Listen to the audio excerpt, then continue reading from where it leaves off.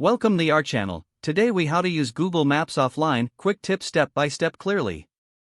Open the Google Maps app on your device. Make sure you are connected to the internet. Search for the location or area you want to save for offline use. Once the map is displayed, tap on the name or address at the bottom of the screen. In the menu that appears, look for the option labeled Download. Tap on Download. A screen will prompt you to select the area you want to save. Adjust the selection to cover the region you need. After adjusting, tap on Download again to confirm. Wait for the map to download, which may take a few moments. Once completed, you can access this area offline anytime. To use offline maps, simply open Google Maps without an internet connection.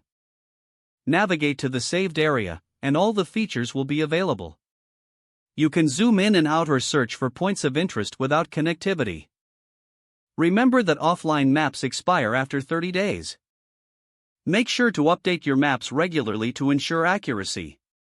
Now you can navigate easily, even without an internet connection. If the page does not load, refresh the browser or try again in a private or incognito window. Make sure you are using the correct email address, then retype it carefully to avoid small typos. If your password is not accepted, use the reset option and create a new strong password you can remember. Check your spam folder for verification or security emails, then complete any requested confirmation steps. Enable two-factor authentication if available to improve account security and reduce unauthorized access risk. After signing in, review your profile details so your contact information and settings are accurate and current. If you see an error message, note it down and try again after restarting your device and internet connection. Log out when you finish, especially on shared devices, to keep your account and payment information secure. If the page does not load, refresh the browser or try again in a private or incognito window. Make sure you are using the correct email address, then retype it carefully to avoid small typos. If your password is not accepted, use the reset option and create a new strong password you can remember.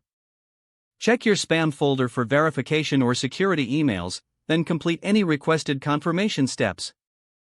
Enable two-factor authentication if available to improve account security and reduce unauthorized access risk. Don't forget to like this video and subscribe to our channel for more step-by-step tech guides.